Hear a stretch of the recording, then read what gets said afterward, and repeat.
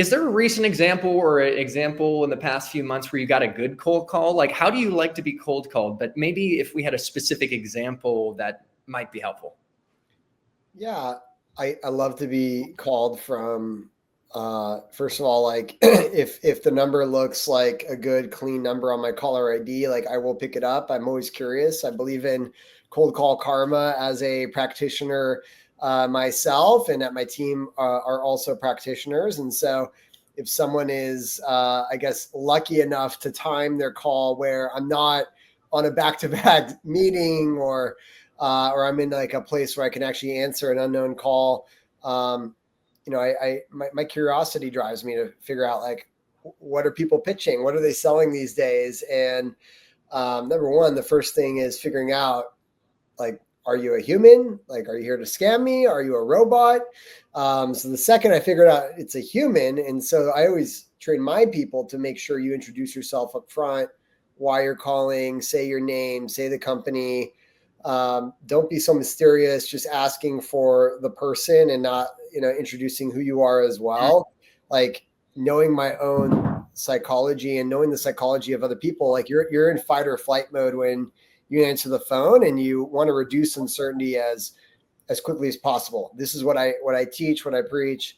People have different philosophies of thought here. Mine is definitely reduce uncertainty on who you are when you call, and be clear about like why you're reaching out specifically to me or to the executive that you're reaching out to.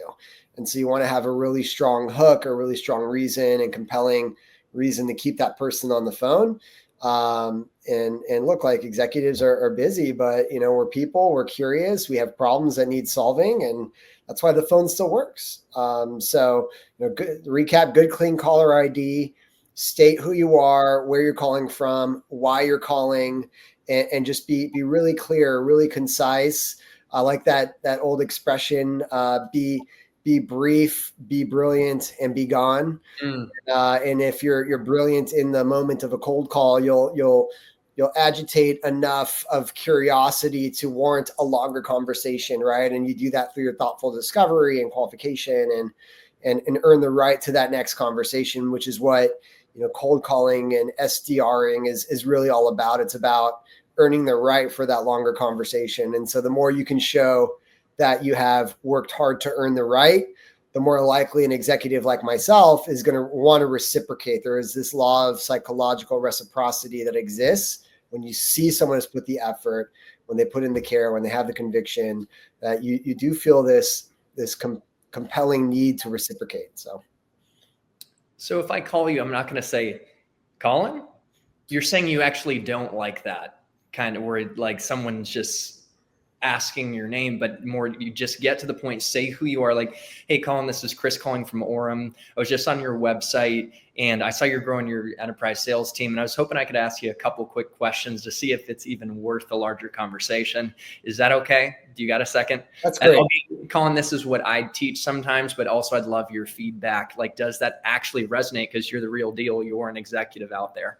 For me, it does. But look, like every human's different. For me, it does. And I recommend you measure your connect to conversation rate. That's your percentage that of the people you connect with where you even get to say hello to a fellow human, the human you're trying to reach, what percentage convert to a longer, meaningful conversation where you have an opportunity to really share why you're calling, to really go into some qualification or discovery. So if your connected conversation is healthy, stick with what's working for you.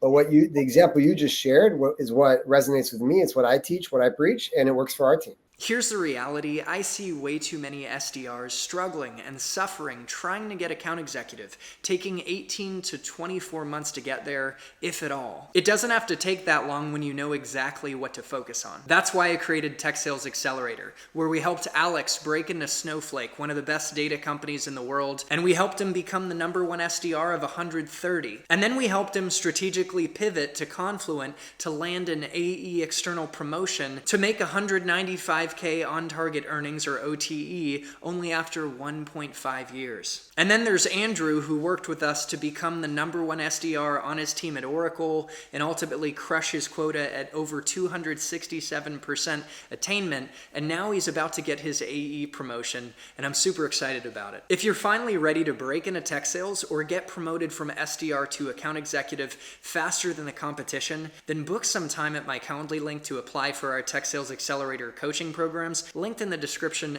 of this video, and we can see if the program's a good fit for you. It's really good to get, the perspective of someone who, Ray Dalio wrote a book, Principles, and you might have heard of him, but like value weighting things, like you want to listen to the people who have done the thing and are in high places and where you want to be. So it's good to get that perspective. And, let's say the opener's solid and you give me an opportunity to share why I'm calling.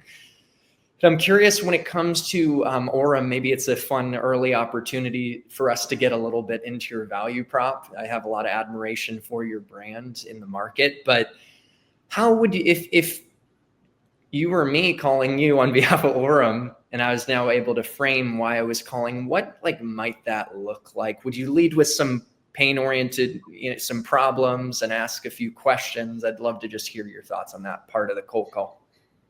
Yeah, so you should have a very clear reason for calling. That's called your hook. Like, what is the hook that's gonna bring them into curiosity to want to stay with me here? And so, we teach a few keywords. You always want to say why you're reaching out to that person specifically. So if I'm reaching out to Chris Bussing specifically, it's because for a very specific reason, and I need to be clear what my reason is, right? So why am I reaching out to you? Well, I see you are and let's just give an example, say head of sales at X company. You're my key account. I have been focused on transformation for your go-to-market organization. I already spoke with these 3 people that work on your team, hey, I saw the recent funding announcement, and your CEO mentioned these 2 points as top of mind initiatives of where you're going to be putting that investment. It's a key area of focus for us. I'm curious what else you're looking at, what else you're thinking about so far, or if that is also the biggest challenge you're facing in your role right now. Do you have a few minutes now to chat about this, or happy to schedule a longer conversation as it makes sense to you? And you'd be like, where are you calling from? What is this? And then you go into, I'm calling from Orum, AI live conversation platform focused on AI coaching, calling for your frontline sales team. Curious, how are your people approaching the phone today? Do they engage in conversations like the one we're having right now? Oh, what is it, like a phone system? Yeah, it's like a phone system, exactly, and a coaching solution. Do you guys do any coaching and training over there? So you keep going. They're responding. They're trying to reduce uncertainty, and there's this natural kind of evolution that happens in the call. And so you want to get past that uncertainty reduction moment. And there's this moment where people just okay, I'm done fighting or fleeing. And now I'm okay, what's this guy about? He clearly sounds like, or she sounds like know what they're doing, right? The rep knows. They said the person calling sounds like they know what they're doing. I'm willing to hear what they have to say. First of all, they took the effort to call me, to connect with me. They got past my where'd you get my number? Why are you calling me? Who are you? What company? And those are the brush offs that come after the intro on a cold call, 90% of every cold calls. And so once you're past those brush offs, you've warranted at least a 30-second conversation, you'll have an opportunity to really present your conviction around why you're calling, and then let your curiosity drive you of what you don't know the answer to yet. What do you need to find out from Chris that's going to tell you to have even more conviction that you can really help them and book a meeting and get them excited about booking a meeting and having a consultation or a strategy session or a demo or a discovery, whatever that next step is. And you want to be clear on what you are after. What is your goal? Is your goal to book a demo, a discovery call, a longer qualification call? You need to be very clear going in. And when you've got a really clear line of sight of what you're after, it makes it easier for you to navigate, because the person's they're kind of just going with you. And so you really have to guide them through the call. And and take them through the spectrum of emotion where they're going from, fight or flight to like, okay, I'm like engaging what's going on. They're asking me questions. I'm responding. I'm asking them questions. Where is this going? I don't know where this is going, but they're taking me there. And then, okay, this is interesting. Okay, yeah, I'm familiar with them. Okay, that makes sense. Sure, today's not good, but we can do, Friday. Or, hey, can you send me some information? Happy to send you information. We found that, information like this in an email typically leads to more questions than answers. How about we schedule a live call to go through that information together? And I don't want to crowd up your inbox any more than I already have. I've sent you 4 emails before this call. And so, yeah, all easier said than done, but there is this just flow that happens when you get into conversations. There's this natural curiosity that, like, if you really have a great solution that you believe in and you've done your upfront research, it helps just unlock with the person the willingness to meet. I'd say, like, reps that struggle, maybe they're not so clear on why they're calling that specific person. So, like, before this, you need to get clear on your targeting, like why you're calling those people, those companies. And the more clear you are, the more understanding you have. And I'm not saying you can't be successful just doing this. There are obviously outsourced sales agencies and people that just cold call, and they're wildly successful. There are people that are just great no matter what you sell. But for the vast majority of sales professionals, you got to learn, you got to be totally sold on what you're representing and know your value points, know the pain points, know the people and companies you're reaching out to. I'm talking about like really thoughtful B2B, mid-market and above selling, even SMB selling, people that really care about their own business that they own. The more you can show that you care too and you want to help them genuinely and authentically, that's going to shine through.